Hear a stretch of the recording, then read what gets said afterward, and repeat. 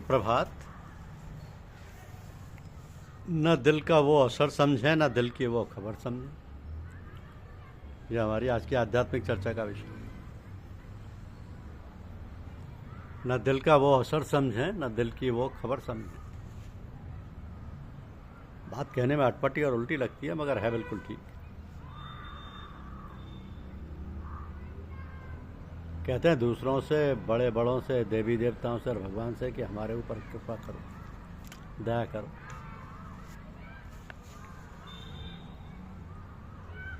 हम कहते हैं वाह साहब, आप तो उल्टी बात कहते हैं, आप दया करो हमारे ऊपर। बात ऐसी है कि हमारे अंदर ये त्रुटि है, ये गड़बड़ी है, ये खराबी है। ये देख समझ कर कि ये सब बातें मनुष्य में होनी चाहिए, तो सब बातें धर्मशास्त्र की मर्यादा के विरुद्ध हैं। कोई भी इन बातों को देखेगा तो हमसे नफरत करेगा।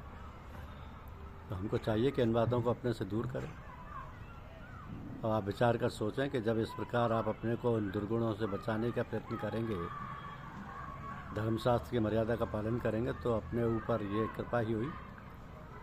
आपने सोचा कि इन बातों को देखकर लोग हमें बुरा भला कहेंगे, हमसे नफरत करेंगे, दूर भागेंगे, तो फिर इन बातों को हमें छोड़ना चाहिए और आप इन्हें छोड़ने का प्रयत्न करने लगते हैं। आप अच्छे गुणों वाले सभ्य नागरिक बनने लगते हैं। घर के लोग, भाई बंधु, कुटुंबी, पास पड़ोस के लोग, नाते रिश्तेदार सभी लोग तारीफ करने लगते हैं और आपको लोग अच्छा आदमी मानने लगते हैं। तो हुई ना कृपा अपने ऊपर। और जहाँ पर कृपा राम की होई, तहाँ पर कृपा करे सब कोई। अंतर केवल इतना है कि एक भगवान की शरण में, भगवान के लिए है, चाहे उसके पास कुछ हो या नहीं। दूसरा आवश्यकता पूर्ति है तो भगवान की शरण में है, तो भगवान सबको देखता है और सबको प्यार करता है और सबको आवश्यकता अनुसार सब वस्तुएं देता है। क्योंकि जो भगवान के भक्त हैं, जो भगवान के सहारे हैं, जिन्होंने अपना सर्वस्व समर्पण कर दिया, उन्हें भी उनकी आवश्यकता अनुसार वो देता है। जितने उनकी आवश्यकता उससे अधिक लेकर वो क्या करें, और जिनके पास अधिक है वो भगवान का ही समझते हैं। वो सो औरों को खूब दिल कर खोल कर जाते हैं, क्योंकि वो तो सबको उसी रूप में देखता है। तो जानना होगा कि कौन बड़ा है, कौन दीन है, कौन बड़ा है। हालांकि ये कठिन काम है। परमात्मा की जिस पर दया दृष्टि होती है, उसे ऐसी बुद्धि और समझ देता है। परमात्मा की दृष्टि सभी पर एक रहती है।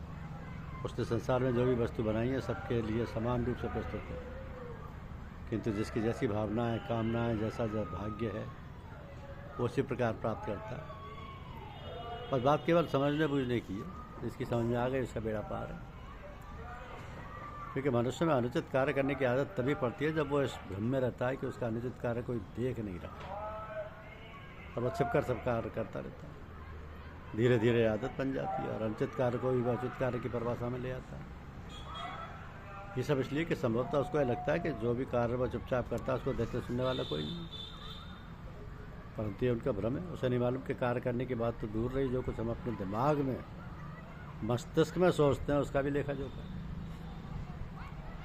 और उसको भी देखने और समझने वाला वो परमपिता परमेश्वर, जिसका पसारा संपूर्ण लोक है। अतः हम किसी ऐसी गलतफहमी में ना रहें कि हमारे द्वारा किए गए कार्यों को कोई देखता समझता नहीं। और यह है कि कोई भी कार्य हम चुपचाप बिना किसी की अनुपस्थिति में कर सकते हैं। तो हमारा प्रत्येक क्षण उस परम सत्ता से जुड़ा हुआ है। केवल हम ये सब समझ नहीं पाते क्योंकि हमने अपने को समझने की कभी कोशिश नहीं की। सांसारिक गतिविधियों में हम इतने मस्त रहते हैं कि इस ओर ध्यान ही नहीं जाता। यदि कभी थोड़ा समय निकाला तो माया के बहकावे में आ गए, और खुशी के समय तो बस स्वयं को भी बुलाकर तल्लीनता से उमंगों में खो जाते हैं। फिर जीवन, मृत्यु, दुख, दर्द, भूत भविष्य सब अनदेखा कर देते हैं। फिर कोई अनहोनी दुर्घटना या संकट हमें झिझोड़ देता है तो फिर भगवान जी का सहारा लेते हैं।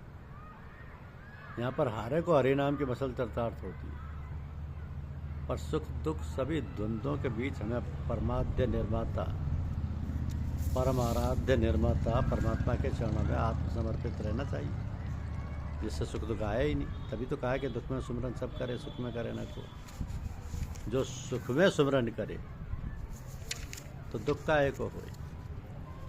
जब आदमी सुख शांति के दिन बिताता तब उसे भगवान की याद भी नहीं आती। कहीं मंदिर देवालय के सामने से निकले तो हाथ जोड़ लिए, बस पूजा पाठ के लिए उसे समय ही नहीं मिल पाता। विद्यार्थी भी इम्तिहान के दिनों में कोई शंकर जी तो कोई महावीर जी के मंदिरों के पाते है साय चक्कर लगाते हैं और मनौती करते हैं कि किसी तरह पास हो जाए।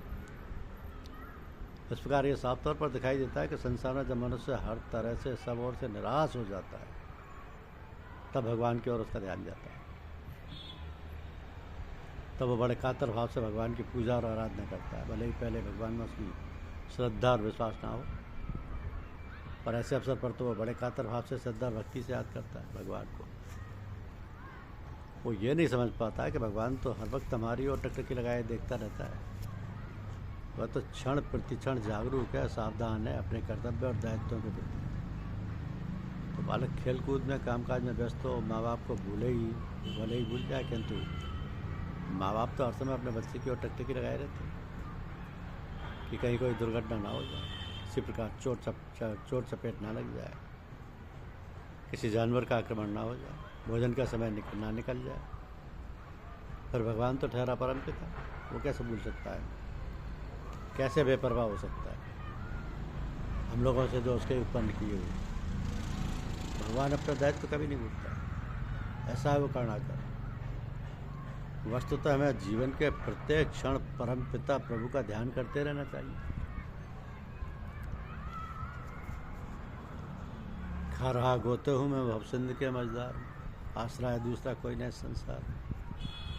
क्योंकि मनुष्य जीवन की गरिमा इस कारण नहीं है कि वह बुद्धिमान है और अपने बुद्धि बल से नवीन आविष्कार करके संसार को चकाचौंध करता रहता है।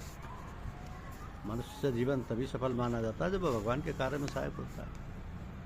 भगवान सर्वशक्तिमान, सर्वज्ञ, सर्वव्यापक है, उसे मनुष्य की सहायता की क्या आवश्यकता है। थोड़ा ध्यानपूर्वक सोचने से सरलता से बात समझ में आ जाएगी। ये तो बड़ी लज्जाजनक बात है कि भगवान को मनुष्य की सहायता की आवश्यकता है। ये जगत भगवान की रचना और उसी की ये लीला है, लीला क्षेत्र है उसका। संसार उसका ही रंगमंच है और सारे प्राणी उसके ही पात्र हैं, और जो भी नाटकीय उपकरण है उसके उस लीला के सहायक हैं। तो कुछ नाटक के पात्र ऐसे होते हैं जिनका काम एक बार बता दिया और समझा दिया, उसी प्रकार से करते रहते हैं। एवं उनके अतिरिक्त जो विशेष पात्र होते हैं, नायक नायिका होते हैं, उनके ऊपर तो सारी लीला की जिम्मेदारी ही रहती है।